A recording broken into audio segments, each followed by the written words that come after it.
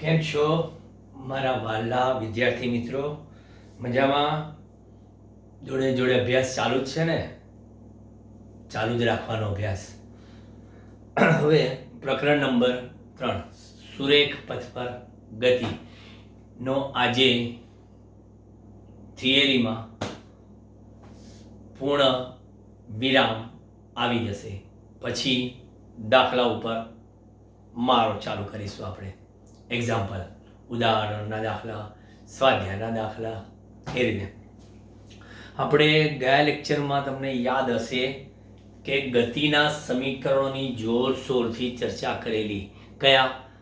અચળ પ્રવેગી ગતિના સમીકરણો, એટલે કે નિયમિત પ્રવેગી ગતિના સમીકરણો. પણ એ સમીકરણ મેળવવાની આપણી પદ્ધતિ હતી આલેખની, એટલે આલેખીય રીતે આપણે મેળવ્યા હતા. ગાણિતીય રીતે પણ મેળવવાના આવે છે પ્રકરણ નંબર 4માં. એ આપણે એમાં જોઈશું, ચોથા ચેપ્ટરમાં, સમતલમાં ગતિમાં. બીજું કે આ ગતિના સમીકરણોમાં મુક્ત પતનની પણ વાતો આપણે કરી હતી. આપણે યુટ્યુબના લેક્ચરમાં મુક્ત પતનના સમીકરણો મેળવેલા, અને લાઈવ સેશનમાં ગૂગલ મીટમાં આપણે જ્યારે પદાર્થ સ્થિર હોય અને પતન કરાવીએ ત્યારે પ્રારંભિક વેગ કેટલો, પદાર્થ કોઈ ગતિમાં નિર્દેશ પ્રેમમાં હોય ત્યારે પ્રારંભિક વેગ કેટલો, એની આપણે ચર્ચા કરી હતી. અને પદાર્થને ઉર્ધ્વ દિશામાં ફેંકીએ ત્યારે એની મહત્તમ ઊંચાઈ કયા સમયે પ્રાપ્ત થાય અને મહત્તમ ઊંચાઈ વેગ કેટલો હોય એની પણ આપણે ચર્ચા કરી લીધી છે. આજે આપણે ચર્ચા કરીશું જે આ ચેપ્ટરની શરૂઆત કરેલી ને એના સંદર્ભમાં. એટલે સમજાયું નહીં? આપણે ગતિની વાત કરેલી છે કે ગતિનું વર્ણન એ કેવું વર્ણન છે? સાપેક્ષ વર્ણન. ગતિનું વર્ણન એ સાપેક્ષ વર્ણન છે. તો આપણે આજના લેક્ચરમાં ચર્ચા કરીશું સાપેક્ષ જ. અને એ કયા સાપેક્ષની? સાપેક્ષ વેગ, સાપેક્ષ સ્થાનાંતર, બરાબર. અને પછી એ સ્થાનાંતર વિરુદ્ધ સમયના આલેખ પરથી આપણે સાપેક્ષ વેગમાં જ્યારે બે પદાર્થો એક જ દિશામાં ગતિ કરતા હોય તો એક પદાર્થ આગળ હોય, બીજો પદાર્થ એનો પીછો કરતો હોય, તો બીજો પદાર્થ પીછો કરતો કેટલા સાપેક્ષ વેગથી ગતિ કરે તો એ પહેલા પદાર્થને ઓવરટેક કરે અથવા તો ક્રોસ થઈ જાય એનાથી, બરાબર. પહોંચ્યા આઠ જોડે આવી ગયા, બરાબર. એટલે કયા સમયે તે ઓવરટેક કરે એના સમીકરણોની ચર્ચા આપણે. બહુ જ ઇન્ટરેસ્ટિંગ છે, તમને મજા આવી જશે. બીજું કે સાપેક્ષ વેગ શોધવામાં ઘણા ગોખણ પટ્ટી કરે છે કે એનો બીની સાપેક્ષે, બીનો એની સાપેક્ષે વેગ શોધો. સાહેબ બહુ કન્ફ્યુઝન છે. હું તમને એકદમ સરળમાં સરળ પદ્ધતિથી સાપેક્ષ વેગ સમજાવીશ. એટલે ટોટલી કોન્સન્ટ્રેશન બોર્ડ ઉપર હોવું જોઈએ, બરાબર. Let us start.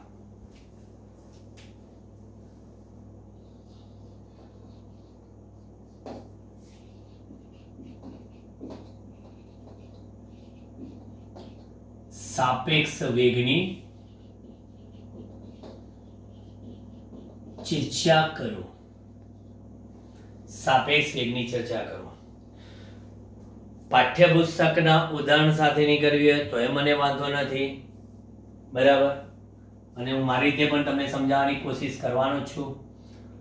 આ મારી પાસે આ એક નિર્દેશ ફ્રેમ છે, કારણ કે આપણે કોઈ પણ ચર્ચા કરીએ ત્યારે નિર્દેશ ફ્રેમ તો હોવી જ જોઈએ. કારણ કે અવલોકનકાર જે સ્થળેથી રહીને જે પરિસ્થિતિનું અવલોકન કરે એને આપણે કહીએ નિર્દેશ ફ્રેમ. એટલે આ નિર્દેશ ફ્રેમ થઈ ગઈ અને એનું નામ આપ્યું આપણે એ.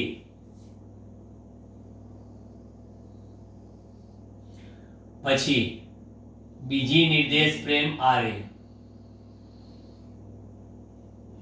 બરાબર. આ બીજી નિર્દેશ ફ્રેમ.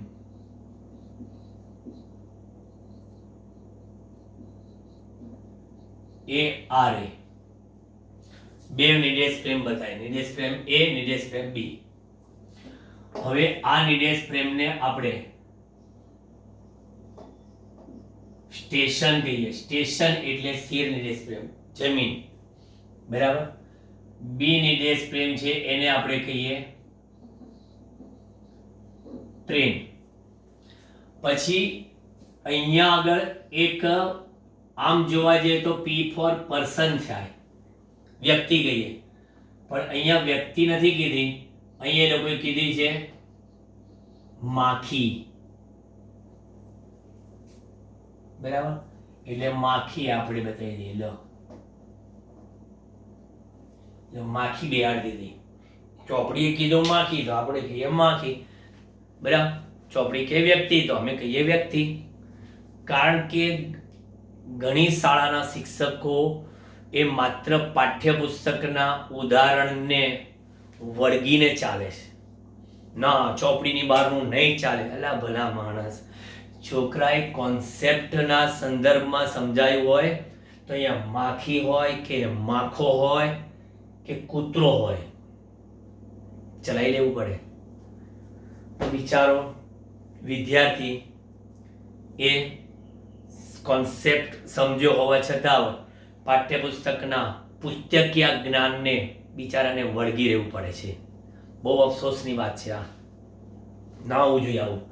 એટલે આ તો મારે શું છે, ગવર્મેન્ટ સ્કૂલના સાહેબોને ધ્યાનમાં રાખીને મારે આ ઉદાહરણ માખી રાખવી પડે છે. બાકી અમે તો એમ જ કહીએ કે ભાઈ આ એક નિર્દેશ ફ્રેમ, આ બીજી નિર્દેશ ફ્રેમ. હવે ગમે તે હોઈ શકે, જમીને હોઈ શકે, આ ટ્રેન એ હોય, બીજી ટ્રેન બી હોય, કાં તો આ ખટારો હોય, આ સ્કૂટર હોય અને આ વ્યક્તિ હોય. બરાબર. આ બધા એકબીજાની સાપેક્ષ એક લોકોને શું કરવાના છે, જોવાના છે. બરાબર. હવે જો હું અહીંયા આગળ સ્થાનની વાતો કરીશ. આ માખી. બરાબર. માખીનું સ્થાન એના દિલથી માપીશું આપણે. દિલથી એટલે અહીંથી આમ, એમ દિલથી નહીં, માખીના હૃદયથી આમ. ચલો, નિર્દેશ પ્રેમ એની સાપેક્ષે માખીનું અંદર. તો કહેવાનું કે x of p with respect to the a. Okay. પછી આ શું કહેવાશે, માખીનું સ્થાન કોની સાપેક્ષે, ટ્રેનની સાપેક્ષે. ઘણી વખત શું છે, માખી ઉડતી હોય, ટ્રેને જતી હોય તો બંને એકબીજાની સાપેક્ષે લોકો બંને એકબીજાને શું જોવે, સ્થિર જોઈ શકે. જો બંનેનો એક સરખો હોય તો. બરાબર. આ ટ્રેન જઈ રહી છે, માખી, ટ્રેન, માખી. ઓ, તો પછી શું થયું, બંને એકબીજાની સાપેક્ષે સ્થિર જોઈ શકે. હવે આ અંતર શું, તો કે નિર્દેશ ફ્રેમ બી નું એની સંદર્ભે સ્થાન. બરાબર. તો પછી આકૃતિ પરથી તમે એવું લખી શકો, આકૃતિ પરથી કે આ જે XPA છે એ આ બેના સરવાળાથી મળે. લખીએ કે એને XBA અને XPB. હું જરા મારા સ્વાર્થ ખાતર આ પદોને ગોઠવું છું. XPB, XBA. જોજો, હવે એક બહુ મસ્ત વસ્તુ તમને કહું છું જે ખાસ સમજજો તમે. બહુ જ મસ્ત ધ્યાનમાં રાખવા જોઈએ કે PA, જ્યારે કે PA તો P થી B, B થી A. એટલે તમે P થી A ગયા, P થી A નું સ્થાન માપ્યું, પણ P થી A નું સ્થાન માપવામાં વાયા મીડિયા વચ્ચે કોણ આવ્યું? What is via media? સાહેબ, આ બંનેની વચ્ચે આ મિસ્ટર બી છે, આ મિસ્ટર બી છે. તો પછી એના વાયા ગયા XPA, P થી B, B થી A, એટલે P થી A. આપણે નહીં કહેતા, મને આમ જવું હોય કે P થી A ગયા, બરાબર, P થી B ગયા, પછી આમ ગયા, સાહેબ હું આમ ગયો, સાહેબ પછી હું આમ ગયો. ક્યાંથી? P થી ક્યાં ગયો? B ગયો. B થી ક્યાં ગયો? A ગયો. તું P થી B ને B થી A ગયો, તો તું ખરેખર P થી A ગયો. અહીંથી અહીંયા, અહીંથી અહીંયા, પણ તું ગયો તો ખરેખર P થી A જ ને. આ તો એ તો છે P થી A, P થી B અને B થી A, P થી B અને B થી A, P થી A. બસ આ દિમાગમાં યાદ રાખજો. એટલે મેં સ્વાર્થ ખાતર આ ગોઠવણી કરી, સ્વાર્થ ખાતર આની ગોઠવણી કરી દીધી. ઓકે, હવે માની લો કે આ જે છે બરાબર, આ માખી અને નિલેશ પ્રેમ સ્ટેશન તો હવે ગતિ કરવાની નથી, બરાબર, સ્ટેશન ગતિ કરવાનું નથી. એટલે માની લો કે માખી પણ ગતિ કરે છે અને આ ટ્રેન પણ ગતિ કરે છે, બરાબર. માખી ગતિ કરે છે અને ટ્રેન પણ ગતિ કરે છે, બરાબર. તો અહીંયા આગળ કહેવાય કે વેલોસિટી b આ સ્ટેશનની સાપેક્ષે ગતિ કરે છે, એટલે velocity v with respect to the a લખાય, અને માખી velocity p with respect to the a. પણ velocity p with respect to the a પણ છે અને velocity p with respect to the b પણ કહેવાય. બે વસ્તુ થઈ. જો આ માખી b ની સંદર્ભે પણ ગતિ કરે છે અને a ની સંદર્ભે પણ ગતિ કરે છે, અને બે વેગ થાય. જ્યારે તમે નીચે બે સફિક્સ લખો છો ને, સફિક્સ, ત્યારે સમજો કે એની સાપેક્ષે જે સફિક્સમાં પહેલા આવે છે ને એ મેઇન, અને પછી આવે છે ને એની સંદર્ભે, એની સાપેક્ષે. દિમાગમાં ફિટ યાદ રાખજો. p ની વાત છે, a ની સંદર્ભે, p ની વાત છે, b ની સંદર્ભે, b ની વાત છે, a ની સંદર્ભે, એ રીતે. ઓકે, એટલે ઘણા શું થાય, અહીં બબે વેગથી ગતિ કરે છે. અરે ભાઈ, બંને વેગ અલગ અલગ થાય. આ સ્ટેશનની સંદર્ભે એનો વેગ જુદો અને આની સંદર્ભે. કારણ કે એક વસ્તુ છે કે દાખલા તરીકે અહીંથી આ હું છું, બરાબર, આ એમ ધ સ્ટેશન, તો ટાઈમ માટે હું સ્ટેશન થઈ ગયો. હવે હું સ્ટેશન નથી, આ સ્ટેશન આવ્યો. હવે હું હવે આ હું ટ્રેન છું, ટ્રેન ઉપડી, ઓ આગળ માખી, બરાબર. તો હવે આ જે માખી છે એ આની સાપેક્ષે ડિસ્ટન્સ એનું જુદું છે, અને આ માખી છે એનું આની સાપેક્ષે ડિસ્ટન્સ જુદું છે. આ ટ્રેન છે એનું સ્ટેશનની સાપેક્ષે ડિસ્ટન્સ જુદું છે. તો ડિસ્ટન્સ જુદું જુદું છે તો સમયની સાપેક્ષે એનો વેગ પણ જુદો જુદો હોય. એટલે velocity p with respect to a, velocity p with respect to the b, velocity p with respect to b, velocity p with respect to the a, velocity b with respect to a. પણ velocity a નહીં, station છે, સ્ટેશનને થોડું પાડવાનું છે. ચલો, હવે હું શું કરીશ ખબર છે, ઉપયુક્ત અને નંબર 1 આપી દો. ઉપયુક્ત સમીકરણ 1 ની બંને બાજુ સમયની સાપેક્ષે વિકલન લેતા. ઉપયુક્ત સમીકરણની બંને બાજુ સમયની સાપેક્ષે વિકલન કરો. એટલે વિકલનમાં તમને ધ્યાન રાખજો કે this is the d by dt. સમયની સાપેક્ષે d by dt કોનું કર્યું તમે? xpa નું. d by dt of xpa equal to d by dt કોનું કર્યું? zxpb નું કર્યું. ઓકે, પછી વત્તા d by dt કોનું કર્યું? xba. જોઈ લો બરાબર. મેં હાથે કરીને બ્લુ પેન રાખી તમને સમજવા માટે કે એનું વિકલન કર્યું. એટલે આને d by dt નો મીનિંગ છે derivation with respect to the time. Derivation with respect to the time. પછી ટાઈમ એ આખો dt લખવો પડે, ઉપર ડેરિવેશન નો d, એટલે કે આપેલા x નું સમયની સાપેક્ષે વિકલન. બધાય જાણે છે કે સ્થાનાંતરનું સમયની સાપેક્ષે વિકલન શું આવે સાહેબ? વેગ આવે, બરાબર, વેલોસિટી. પણ p a એટલે કોનો? p નો a ની સાપેક્ષે વેગ, માખીનો વેગ આવ્યો, ઇક્વલ ટુ વેલોસિટી ઓફ કોણ? p, બરાબર, એનો વેગ કોની સાપેક્ષે? b ની.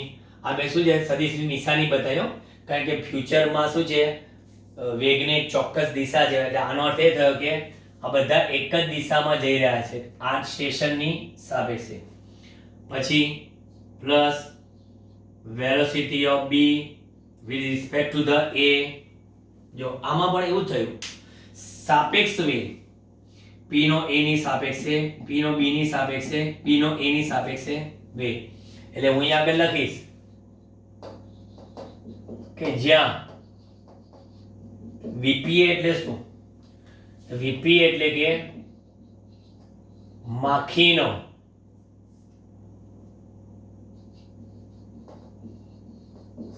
નિર્દેશ ફ્રેમ એમાં નિર્દેશ ફ્રેમ એમાં ઉભેલી વ્યક્તિની સાપેક્ષે વેગ. આપણે સ્ટેશન પર કોકને ઉભો રાખીશું, સ્ટેશન થોડી માખીને જોવાની છે, એટલે સ્ટેશન પર ઉભેલી વ્યક્તિની સાપેક્ષે વેગ. આ પહેલાની વાત કરી વીપીબી. વીપીબી એટલે એ પણ માખીનો કોની ગતિમાન ટ્રેનમાં રહેલી વ્યક્તિની સાપેક્ષે વેગ. એટલે માખી ટ્રેનમાં રહેલી વ્યક્તિને જોવે છે અને જોવે છે કે જો હું તારી સાપેક્ષે એટલા વેગથી જાઉં છું. અને પછી છેલ્લે VBE ટ્રેનમાં રહેલી વ્યક્તિની, બરાબર, ટ્રેનમાં રહેલી વ્યક્તિનો ક્યાં ગતિમાન ટ્રેન એટલે કઈ ખબર છે, લખી દો નિર્દેશ ફ્રેમ બી. નિર્દેશ ફ્રેમ એમાં ઉભેલી વ્યક્તિની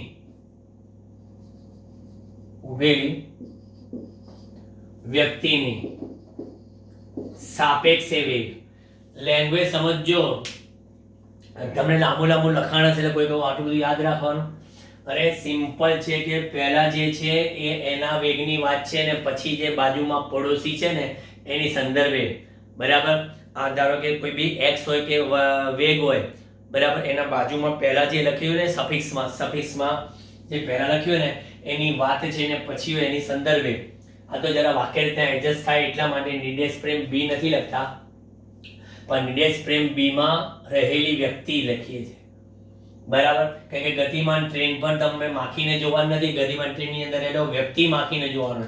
અને એક સીધી વસ્તુ છે કે ટ્રેનનો જેટલો વેગ હશે, બરાબર, એટલો જ ટ્રેનમાં બેઠેલી વ્યક્તિનો વેગ હોય. એવું તો ના હોય કે ના ટ્રેન ગતિ કરે, વ્યક્તિ તો અંદર સ્થિર ઊભી છે, વ્યક્તિ એટલા જ વ્યક્તિ ગતિ કરતી કહી શકાય, બરાબર. ચાલો સાપેક્ષ વેગ.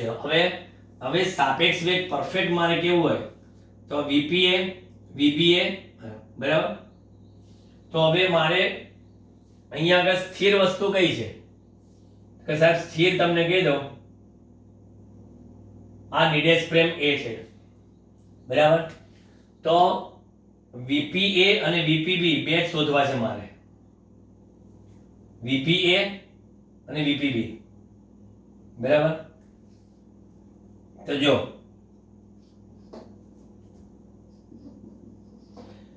એની સંદર્ભે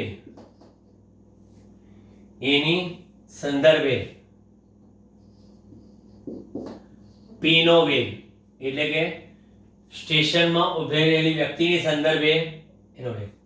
એટલે તમે લખવાના છો velocity of P with respect to the A.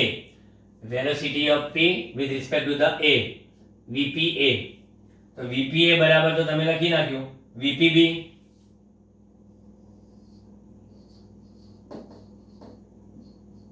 વત્તા વીએબી, બરાબર, વીપીબી વત્તા વીએબી. હવે એમાં બંનેમાં કોમન શું છે?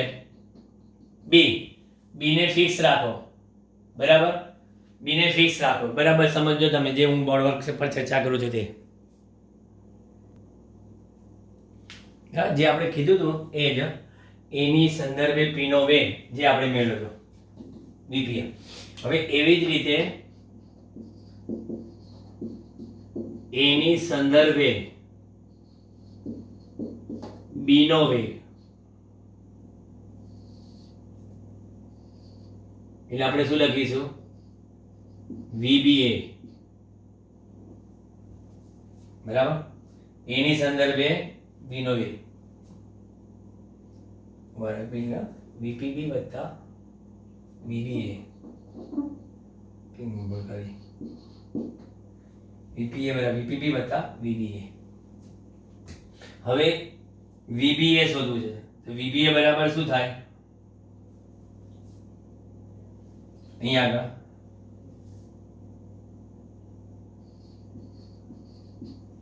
વીપીએ માઇનસ વીપીબી, બીનો એની સંદર્ભે વેગ, બરાબર. હવે બીનો એની સંદર્ભે વેગ, બરાબર. તો આમાં તમે એક વસ્તુ તમને ખાસ કહી દઉં કે જ્યારે આપણી પાસે 1, 2 અને 3 બે નિર્દેશ પ્રેમ અને એક વ્યક્તિ, પછી જોઈશું એક નિર્દેશ પ્રેમ અને બે વ્યક્તિ, બંનેમાં ખાસ ધ્યાન રાખજો. અહીંયા આગળ બે નિર્દેશ પ્રેમ છે, એમાં એક સ્થિર જ છે. એટલે ધારો કે તમારે અહીંયા આગળ ગમે તે એકને ફિક્સ રાખીને સાપેક્ષ વેગ શોધી શકાય, ગમે તે એકને ફિક્સ રાખીને, બરાબર. કાં તો તમે આમાં દરેકના સંદર્ભ બનાવો છો ને, હું તમને જો આમાંય કહી શકું, આમાંય કહી શકું. સપોઝ મારે આ વીબીએ જોઈએ છે, વીબીએ, બરાબર. તો વીબીએ જોઈતું હોય તો બંનેને ઉલટ પુલટ કરો વેગને, વીબીએ, બરાબર. તો વીબીએ માં આને ઉલટ પુલટ કરીએ તો આ શું થઈ જાય? વીબીપી થઈ જાય. ઉલટ પુલટ એટલે પી નો બી ની સાપેક્ષે વેગ હોય ને એનાથી વિરુદ્ધ દિશામાં બી નો પી ની સાપેક્ષે વેગ હોય. એક આ બાજુ હોય તો પેલાનો વેગ એની સાપેક્ષે ઊંધો બતાવાય, એટલે વેગની ડિરેક્શન બદલાઈ જાય સંદર્ભમાં. પી નો બી ની સાપેક્ષે વેગ જેટલો હોય એટલો જ બી નો પી ની સાપેક્ષે હોય, પણ એની ડિરેક્શન ઉલટી, એટલે પહેલા થઈ ગઈ. અને આ માઈનસમાં એટલે એ ઉલટાઈ ગયું, એટલે એ નો કોની સંદર્ભે?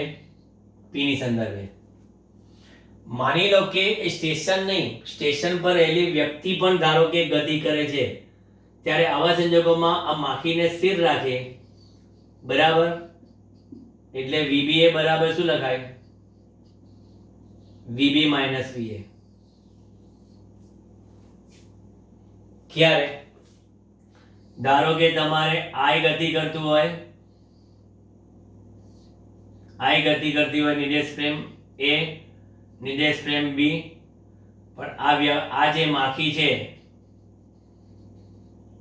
એ સ્થિર, એટલે this is the velocity of a, velocity of b, velocity of b with respect to the a, બરાબર.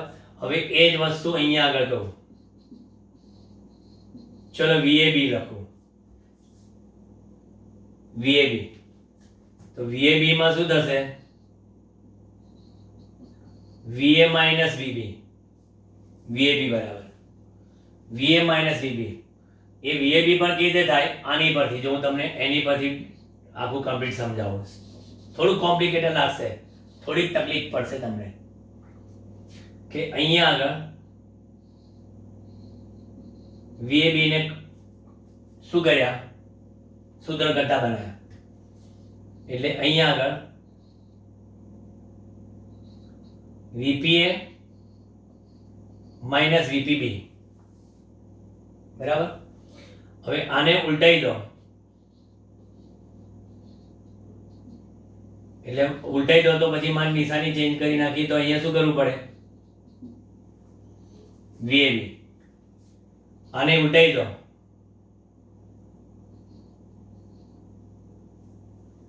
VAB. આને ઉલટાઈ દો, જો બધાને ઉલટાઈ દીધા. જો BA ઉલટાઈ દીધા, VPA VAP, VPB VPB. હવે નિશાની આની પોઝિટિવ લઈ લો, VAB. તો આ પોઝિટિવ તો આ પોઝિટિવ લઈ લો, તો આ નેગેટિવ લઈ લો. આ તો સ્થિર જ છે, બરાબર. તો પછી VAB બરાબર જેમ આ સ્થિર હતું, આ સ્થિર, આ સ્થિર, માખી સ્થિર એટલે કે આ P સ્થિર. તો પછી VAB બરાબર VA માઇનસ VB, બરાબર. જોયું? VBA લખો તો VB માઇનસ VA નહીં થાય, અને VAB લખ્યું તો VA માઇનસ VB. સાપેક્ષ વેગમાં કોઈ એકને ફિક્સ કરી દેવામાં આવે. અહીંયા આગળ સ્ટેશનને ફિક્સ કરી નાખો, બરાબર. તો સ્ટેશનને ફિક્સ કરી નાખો તો પછી આ વેગ શોધવાનો VPB. ધારો કે VPB ને ફિક્સ કરવું હોય તો આપણે આ એ સંદર્ભમાં આવી રીતે વિચારીએ. ચલો ફરી આ અને આ P, આ B, આ A. જોઈ લો કિસ્સા જોજો બરાબર, આ બધા કેસીસ બધા. હવે આ શું છે? સ્થિર, બરાબર. આનો વેગ VB, આનો વેગ VP, બરાબર. તો હવે મારે વેગ જોઈએ છે P નો B ની સાપેક્ષે. તો P નો B ની સાપેક્ષે વેગ કેટલો? તો કે P નો V ની સાપેક્ષે વેગ, બરાબર. તો આપણે લખીએ કે VP A વત્તા VAB, નથી કે P થી B એટલે P થી A અને A થી B. Okay, VP B VP A ઉલટાઈ દો માઇનસ VB A. એ કેવા છે? સ્થિર. સાપેક્ષ વેગ કેવો આવ્યો? VP B, VB minus VB. જોઈ લો. નિર્દેશ ફ્રેમ ને તમે કેવી રાખી દીધી? સ્થિર. અથવા કોઈ કે B નો P ની સાપેક્ષે VBP. ઓકે, VBP એટલે VBA વત્તા VAP, B થી P, B થી A અને A થી P એટલે B થી P. કઈ નહીં, VBP VBA ઉલટાઈ દો, VPA. એ કેવા છે? સ્થિર. જે સ્થિર હોય એને પછી ભૂલી જાઓ. એટલે VBP બરાબર શું? VB minus VB. જોયું? આ દરેક જે બોક્સ બનાવ્યા થોડાક માથામાં હથોડા વાગશે, બરાબર. આ બધામાં મેં તમે જોઈ લો કે અલગ અલગ સંદર્ભમાં મેં વાત કરી છે. અત્યારે અહીંથી મેઇન ચર્ચા તો આપણી અહીંથી ચાલુ થઈ, બરાબર. આ અહીંથી સોરી અહીંયા એની સંદર્ભે P નો વેગ, એની સંદર્ભે B નો વેગ, VPA એટલે આપણે શું કે P થી B અને B થી A. આવી રીતે આમાં તમારે જવું હોય તો આમાં B થી A માં જવું હોય તો તમારે પહેલા આને લખાય. ધારો કે આમ લખવું હોય, એની સંદર્ભે B નો વેગ VBA એટલે B થી P વત્તા P થી A લખાય, બરાબર. એટલે ધેરફોર VBA બરાબર લખવું હોય તો VBP લખો માઇનસ VAP લખો, બરાબર. થઈ શકે આ રીતે. ટૂંકમાં તમે જેમાં સંદર્ભને ઉલટ પુલટ કરશો એટલે નિશાની ચેન્જ, ટૂંકું ને ટચ. અને એક વસ્તુ આ યાદ રાખજો દિમાગમાં, હજી આપણે ચાલે જ છે સાપેક્ષ વેગમાં જોડશોથી, કે ધારો કે બે પદાર્થો એક જ દિશામાં જતા હોય ને, એક જ દિશામાં, તો સાપેક્ષ વેગમાં va minus vb, vb minus va આવું લઈ શકાય. va minus vb, vb minus va. a નો b ની સંદર્ભે, b નો a ની સંદર્ભે, બેમાંથી જે મોટું હોય. પરંતુ એટલું કહી શકીએ કે a નો b ની સંદર્ભે વેગ હોય અને b નો a ની સંદર્ભે વેગ હોય તો a માં નિશાની કેવી આવે? માઇનસ. બરાબર. આ થઈ ગયો a નો b ની સાપેક્ષે વેગ, આ b નો a ની સાપેક્ષે વેગ. આમાં આ રીતે થયું, આમાં આ રીતે થયું, પણ નિશાની કેવી છે?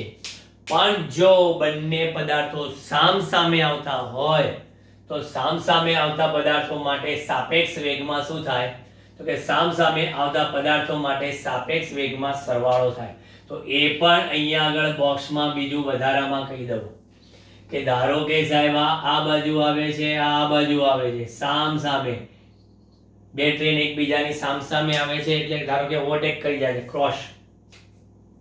તો આવા સંજોગોમાં અહીંયા આગળ VAB બરાબર શું થાય ખબર છે? VA પ્લસ VB થાય. VAB બરાબર VA પ્લસ VB થાય. અને VBA બરાબર જોઈતું હોય ને તો VBA બરાબર શું થાય? માઇનસ VB માઇનસ VA થાય. એટલે અહીંયા પણ તમે એમ કહે ને કે VAB બરાબર VBA, તો એ સરખું થાય પણ દિશા વિરુદ્ધ. સાપેક્ષ વેગમાં સરવાળો થાય. આ ઋણ કેમ બતાવ્યું? કે આ જે વેગ હોય એનાથી બિંદુ હોય, અથવા તો આને ઋણ બતાવો તો આ પોઝિટિવ બતાવો. ઘણા પૂછશે કે સર કેમ આજ તમે માઇનસ લીધા? b માઇનસ એ જ લખ્યા પણ બંને માઇનસ માઇનસ. સામ સામે આવે તો સાપેક્ષ વેગમાં સરવાળો થાય. એક જ દિશામાં હોય તો સાપેક્ષ વેગમાં બાદબાકી થાય. એક જ દિશામાં સાપેક્ષ વેગમાં બાદબાકી થાય. અને કીધું એ કે ફલાણાનો ઢીકણાની સાપેક્ષે વેગ, તો લખવાનું કે ફલાણાનો વેગ ઓછા ઢીકણાનો વેગ. પણ આ ફલાણા ઢીકણામાં સંદર્ભ ફિક્સ છે. ફલાણા ઢીકણામાં સંદર્ભ ફિક્સ છે. અહીંયા આગળ તમારે માખીને સ્થિર રાખી શકાય. સ્ટેશનમાં ઊભેલી વ્યક્તિ ઊભી છે એ પણ ઊભેલી જ છે, બરાબર. પછી બી ટ્રેનને પણ સ્થિર રાખી શકાય. બી ને સ્થિર રાખીને પણ એની સંદર્ભે પણ આ બંનેનો વેગ શોધી શકાય. ટૂંકમાં એક વસ્તુ સમજો કે આ થિયરીના સંદર્ભમાં તો અહીંયા ચર્ચા પતી ગઈ, વાત પૂરી, બરાબર. આ બધી જે ચર્ચા છે, બરાબર, એ એક્સ્ટ્રા કિસ્સાઓની ચર્ચા છે. એક્સ્ટ્રા કિસ્સાઓ, આ કોન્સેપ્ટ છે, એને આ થિયરી સાથે લેવા દેવા નથી. કારણ કે અહીંયા આગળ તો આપણે શું છે, ટ્રેનને સ્ટેશનને દોડાય છે. સ્ટેશન દોડતું નથી, સ્ટેશન પર ઊભેલી વ્યક્તિ દોડે છે. નહીં તો તમે એમ જ કહી શકો ને કે આ સ્ટેશન પર ઊભેલી વ્યક્તિ હોય તો VBA બરાબર VB માઇનસ 0. બી નો એની સાપેક્ષે વેગ કયો? હું ધારો કે જમીન પર દોડતો હોઉં તો મારો જ વેગ લેવાય ને એકલો, કે જમીન કેવી છે? સ્થિર. થોડુંક આમ દોડું છું, જમીને આમાં પાછળ પાછળ જતી જાય છે, બરાબર. હા, દાખલા તરીકે મોલમાં એક્સેલરેટર પર ચડતા હો તો એક્સેલરેટર નીચે જતું હોય અને તમે ઉપર જતા હો, બરાબર. તો બંનેની પરસ્પર કેવી થઈ ગઈ? વિરુદ્ધ દિશામાં, બરાબર. એટલે કે એક્સેલરેટર નીચે જાય છે અને તમે ઉપર ચડો છો, બરાબર. એટલે એમાંય તે તમારે એક્સેલરેટરની સાપેક્ષે તમારો વેગ અથવા તમારી સાપેક્ષે એક્સેલરેટરનો વેગ. પણ એક્સેલરેટર તો ફિક્સ વેગથી ગતિ કરે છે, તો જે કંઈ સાપેક્ષ વેગ બદલાવાનો છે એ તમારે જ બદલવાનો છે, બરાબર. જો નજર મારી લો કિસ્સા પર કંઈ પણ પાછું ડાઉટ હોય તો લાઈવ સેશનમાં પૂછજો પાછા કે સાહેબ પેલી નિશાનીઓમાં થોડી ખ્યાલ ના આવ્યો, બતાવી દઈશું. કારણ કે આમાં દરેકને આપણે સ્થિર કરી શકીએ.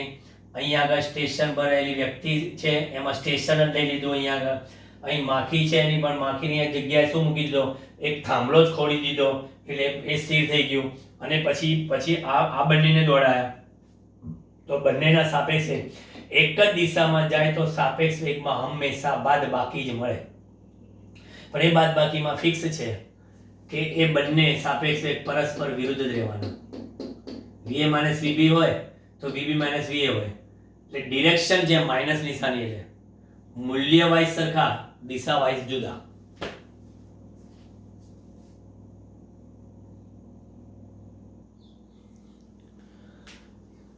ચાલો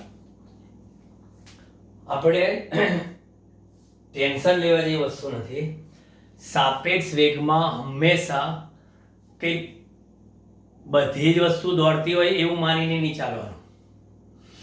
હંમેશા સાપેક્ષ વેગમાં બે દોડતા હોય ને ત્યારે ત્રીજું કેવું રાખવું પડે? સ્થિર.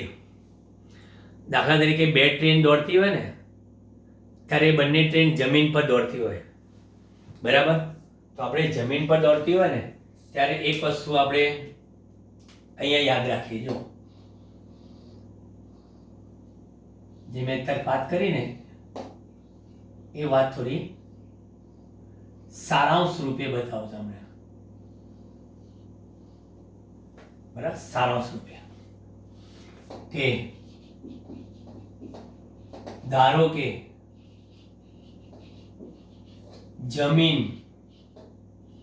કેપિટલ G ની સાપેક્ષે પદાર્થ A નો વેગ velocity of A with respect to the G AG પાછું ના કહેતા લો G પદાર્થ B નો વેગ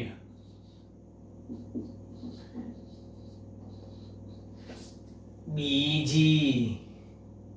બરાબર? એટલે B નો જમીનની સાપેક્ષે. તો માટે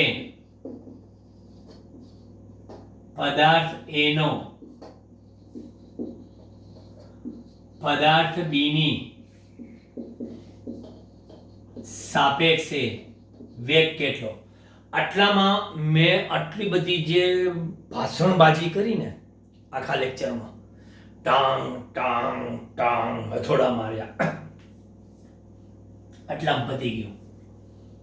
હથોડા માર્યાનો એકદમ સરસ મજાનો રણકાર આ છે. એનો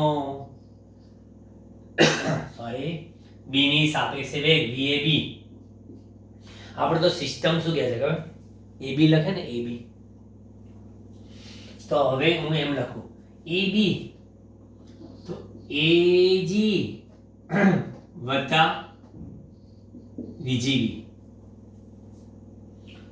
A નો B ની સાપેક્ષે વેગ, A નો G ની સાપેક્ષે, G નો B ની સાપેક્ષે, A જમીનનો થોડો સાહેબ B ની સાપેક્ષે હોય. આ તો મેં ક્યાં ના પાડી, માટે જમીન દોડાવી છે. ઓકે, તો પછી કામ કરો, VAB બરાબર એ તો ગતિ કરે છે જમીનની સામે, ઉલટ પુલટ ઉલટ પુલટ, નિશાની ચેન્જ, જે બી નિશાની ચેન્જ, બી કે જાય જાવ આગળ, જી જતા રહો પાછળ. ઓ જમીન is the fix, automatically fix વસ્તુને સાઈડમાં લઈ લેવાની નિશાની ચેન્જ કરીને, અને પછી જોઈ લેવાનું. હવે અહીંયા આગળ VAB બરાબર VA માઇનસ VB આવી ગયું કે નહીં? સાપેક્ષ વેગ.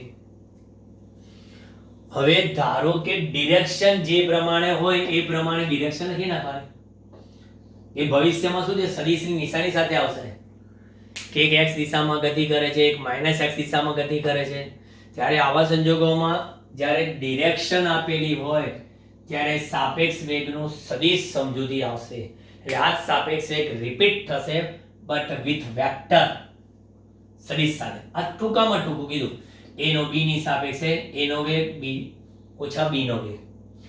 એક જ દિશા હોય તો બાદબાકી, વિરુદ્ધ હોય તો સરવાળો. ઓકે, ડન ડના done. Thumbs up, like, share and subscribe. ચાલો હવે નવો ક્વેશ્ચન. સાપેક્ષ સ્થાનાંતર.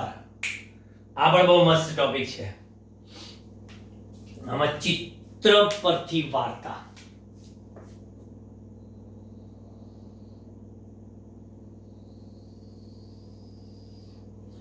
આ એક ચિત્ર.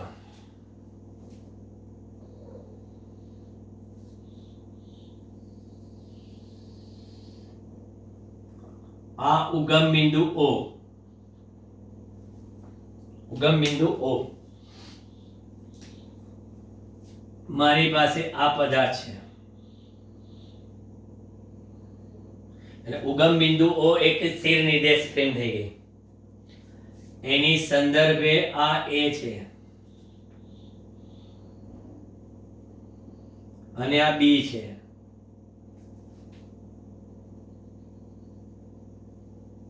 એટલે આ બંનેની પ્રારંભિક પોઝિશન મેં બતાવી. કોની? A અને B ની. પરિસ્થિતિ છે t બરાબર 0 સમય. t બરાબર 0 સમય પદાર્થ A નું સ્થાન A નું O ની સંદર્ભે x AO.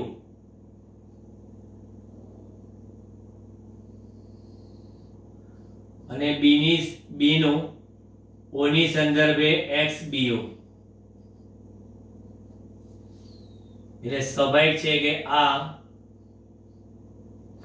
A ની સંદર્ભે B નું સ્થાન એટલે x BA કહેવાય ને. x AO O ની સંદર્ભે A નું સ્થાન, O ની સંદર્ભે B નું સ્થાન. B નું સ્થાન એટલે પહેલા બાજુમાં સંદર્ભ, B નું પહેલા બાજુમાં સંદર્ભ. ઓકે, અત્યારે આ સ્થિર છે બરાબર. પછી આ બંને પદાર્થોને હું ગતિ કરાવીશ. એટલે ગતિ કરાવીશ એટલે આ અહીંયા પહોંચશે.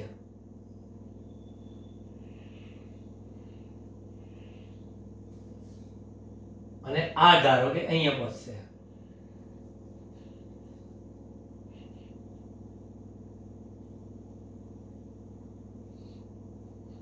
આ બંનેના વેગ બતાવું છું.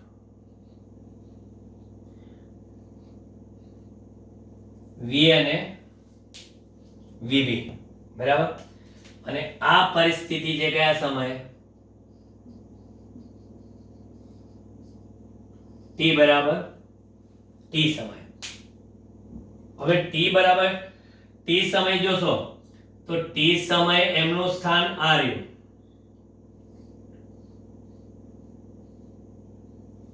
XA બરાબર. t સમયે એમણે કરેલું આ સ્થાન XA છે અને B એ કરેલું સ્થાન આમ તો શું છે, બાજુમાં સફિક્સ લખી દે કે XA but at time t, XB at time t. તો આણે અહીંથી આ કેટલું અંતર કાપ્યું હશે અને આણે અહીંથી આ કેટલું અંતર કાપ્યું હશે? બરોબર. VA વેગથી t સમયમાં કાપેલું અંતર કેટલું? VA into t વેગ ગુણ્યા સમય. VB વેગથી t સમયમાં કાપેલું અંતર કેટલું? તો કે વેગ ગુણ્યા સમય. એટલે વેગ ગુણ્યા સમય મેં લખી નાખ્યો બંને બાજુ. શૂન્ય સમયની પરિસ્થિતિ અને t સમયની પરિસ્થિતિ બાજુમાં હું સમીકરણ સહિત બતાવીશ. પછી બરાબર સમજી લો. આ પ્રારંભિક સ્થાન છે બંનેના અને આ t સમયના સ્થાન છે.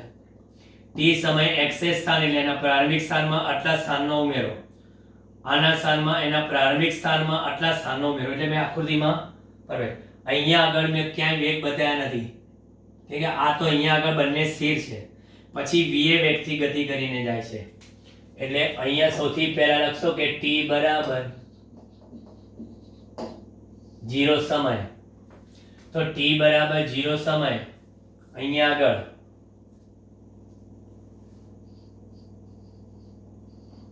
XBO બરાબર શું લખો તમે?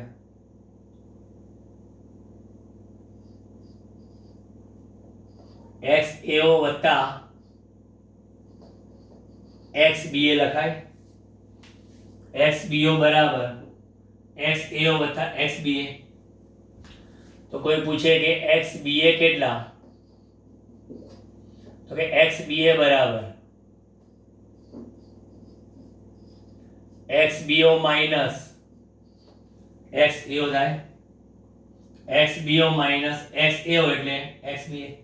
એટલે આ તમને એક જાતનું સાપેક્ષ સ્થાનાંતર મળી ગયું. બરાબર.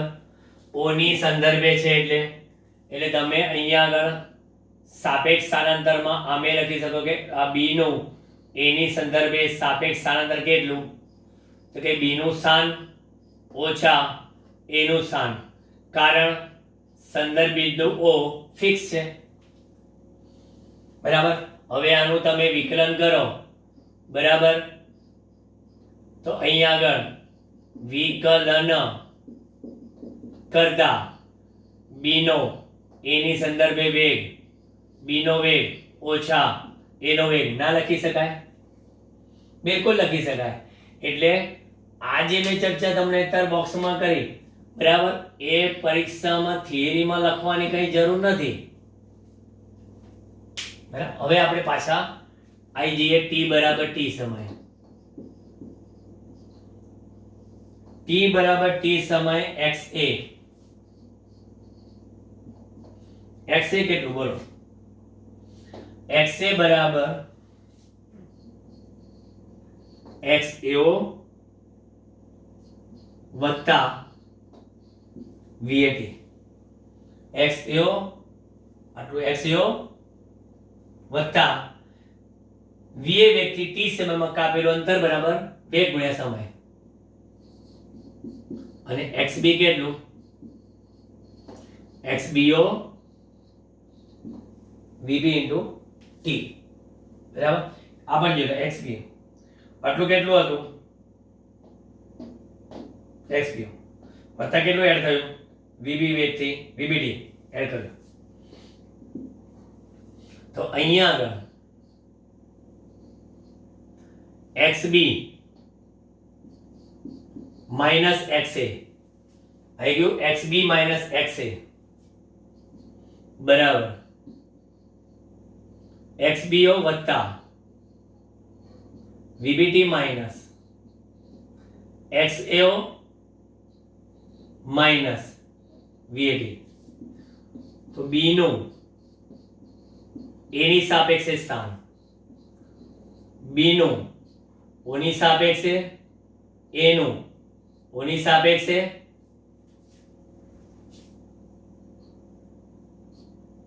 વત્તા VB minus VA into T. બરાબર. એટલે આ પ્રારંભિક સ્થાનાંતર, આ T સમય સ્થાનાંતર, આ મોસ્ટ ઇમ્પોર્ટન્ટ આપણું ઇક્વેશન આવી ગયું. હવે કહે છે કે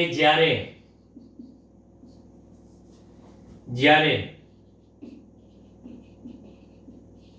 બે પદાર્થો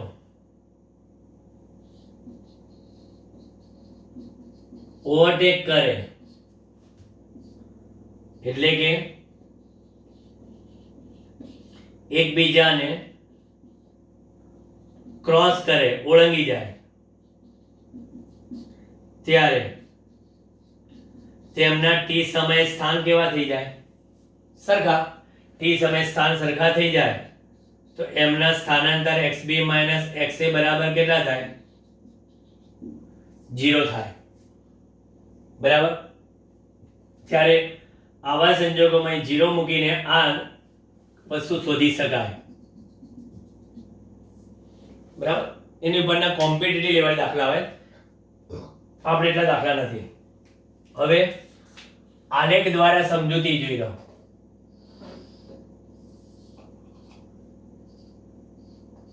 આ x વર્સિસ t.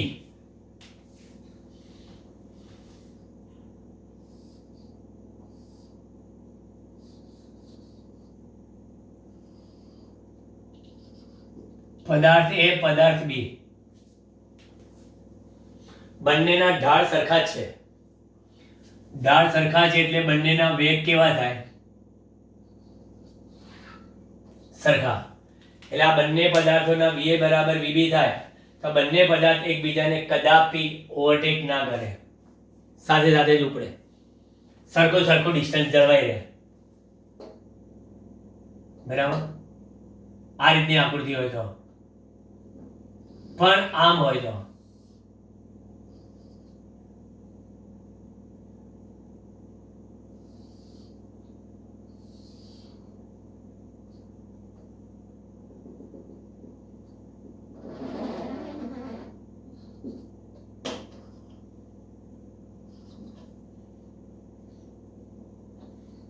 આ છે સપોઝ XAO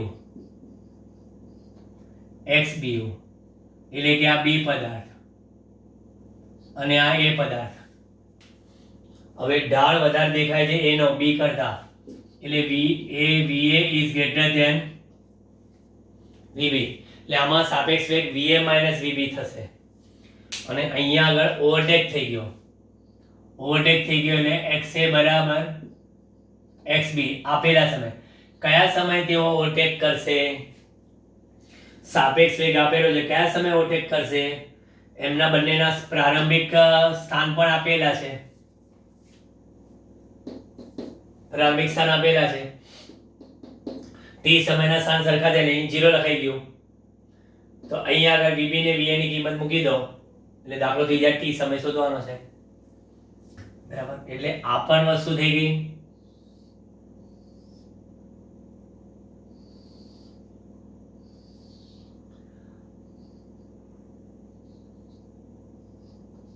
આમાં VA is greater than VB ભલે છે તો પણ કહે છે કે બંને એકબીજાને કદાપી ઓવરટેક કરી શકે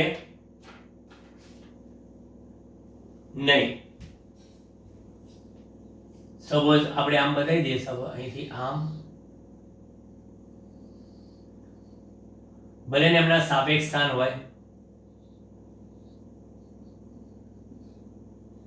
બરાબર, પણ આ ઓવરટેક ના થઈ શકે. આમાં આપણે બતાવી દઈએ સાપેક્ષ સ્થાન, એટલે કોઈને મન દુઃખ ના રહે, ભલે બંનેના ઢાળ સરખા છે.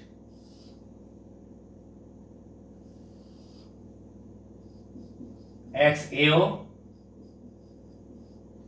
XBO પ્રારંભિક સ્થાન, બરાબર. પ્રારંભિક સ્થાન દરેક ના આપેલા છે, ખાલી આ જ કિસ્સામાં અહીંયા આગળ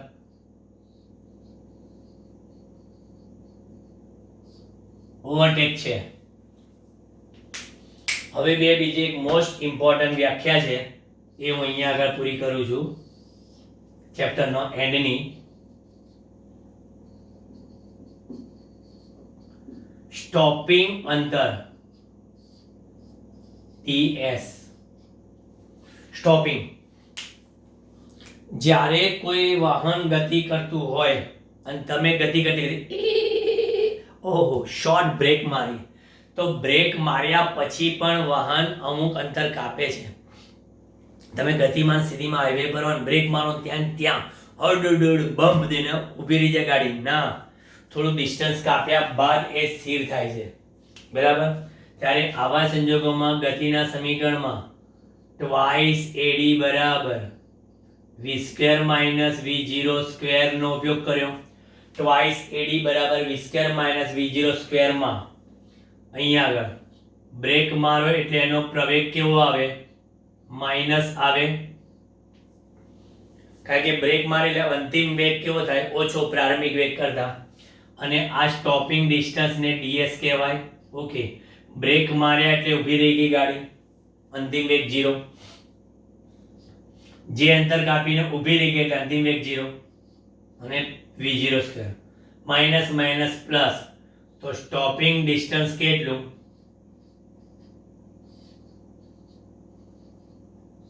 લો, એટલે આનો અર્થ એ થયો કે સ્ટોપિંગ ડિસ્ટન્સ ચલે છે, કારણ કે પ્રવેગી ગતિમાં પ્રવેગ કેવો? એટલે ઘણી વખત ને જે તમે 100 ની સ્પીડે ગાડી ચલાવો, તો 100 ની સ્પીડે જો ગાડી ચાલતી હોય ને ત્યારે તેમને બ્રેક મારતી વખતે ખાસું અંતર કપાય, એટલે ઘણી વખત બહુ ફૂલ સ્પીડે હાઈવે પર ડીંગ ઢળામ આગળવાળા જોડે ભટકાઈ જ જાય બ્રેક માર્યા પછી પણ, કારણ કે પ્રારંભિક વેગ વધારે તો એનો વર્ગ છે એને ડીએસ એટલો જ વધારે મળે. એટલે પ્રારંભિક વેગ સલામત રીતે ગાડી ચલાવો તો સ્ટોપિંગ ડિસ્ટન્સ તમને ઓછું મળે, બરાબર. અને સ્ટોપિંગ ડિસ્ટન્સ જેટલું ઓછું મળે એટલી અકસ્માત થવાની શક્યતા ઓછી થાય. અને બીજું આ સ્ટોપિંગ અંતર પછી બીજી પ્રતિક્રિયા સમય છે. હવે પ્રતિક્રિયા સમય કેવું ખબર છે? Reaction time.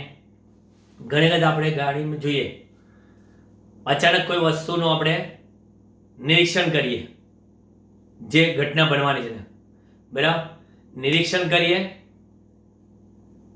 પછી વિચારીએ અને પછી એને અમલમાં મૂકીએ, એ આખો પ્રતિક્રિયા સમય. દાખલા તરીકે કેચ કર, હા કેચ કર એટલે પહેલા એને વ્યક્તિનું નિરીક્ષણ કર્યું, બરાબર. પછી એના માટેનો વિચાર કર્યો અને પછી એનો અમલ કર્યો, બરાબર. તો એ જે ટાઈમ ગાળો છે ને એને આપણે શું કહીએ છીએ? પ્રતિક્રિયા સમય. પ્રતિક્રિયા સમયની વ્યાખ્યા જ આ રીતે આપણે આપી શકીએ છીએ કે what do you mean by the reaction time, બરાબર.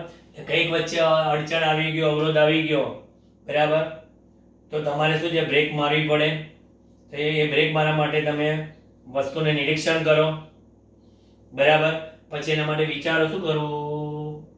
બ્રેક તો મારવાની જ છે પણ શું કરવું? વિચારો, બરાબર. પછી વિચારને અમલમાં મૂકવો પડે.